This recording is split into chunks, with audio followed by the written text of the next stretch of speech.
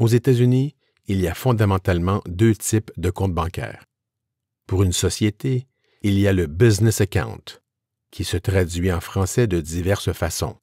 Compte affaires, compte commercial, compte entreprise ou compte professionnel.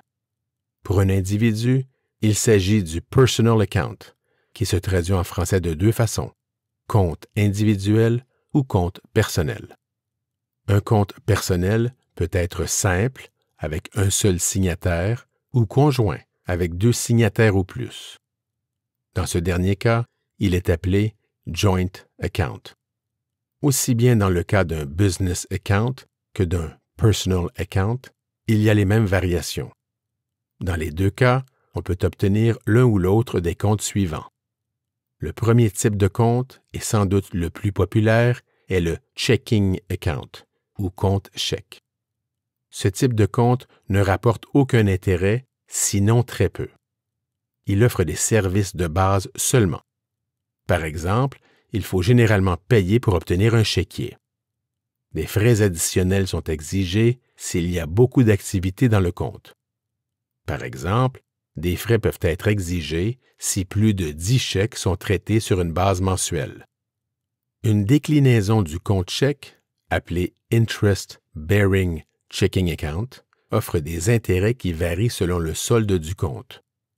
Les frais de tenue de compte sont plus élevés. Toutefois, le détenteur du compte peut généralement émettre un nombre illimité de chèques. Retenez que les banques offrent plusieurs types de comptes chèques, chacun comportant ses avantages et inconvénients. Le second type de compte est le Savings Account, appelé compte d'épargne en français. Il permet de faire des dépôts et des retraits, mais ne permet pas d'émettre des chèques. Les intérêts que procure ce type de compte sont plus élevés que ceux offerts par un compte chèque. Le troisième type de compte est le Money Market Account, qu'on peut traduire par compte du marché monétaire. Les sommes d'argent qui sont déposées dans ce compte sont investies par la banque dans des placements peu risqués. Les intérêts que procure ce compte sont plus élevés que ceux d'un compte chèque ou d'un compte d'épargne. D'autre part, le taux d'intérêt augmente lorsque le solde du compte augmente. Finalement, le dernier type de compte est le Certificate of Deposit, ou certificat de dépôt. Le montant d'argent déposé dans ce compte est gelé pour une période déterminée qui varie souvent entre 3 mois et 6 ans.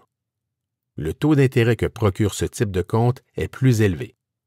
Et justement à cause du gel du montant placé, plus le terme est long, plus le taux d'intérêt est élevé. Enfin, il y a une pénalité importante s'il y a un retrait anticipé de la somme placée dans ce compte. Notons que tous ces comptes sont assurés par la FDIC jusqu'à concurrence de 250 000 $ par déposant, par institution financière. Plusieurs banques américaines offrent aussi la possibilité d'avoir un compte multidevises, appelé Multi-Currency Account ou Foreign Currency Account.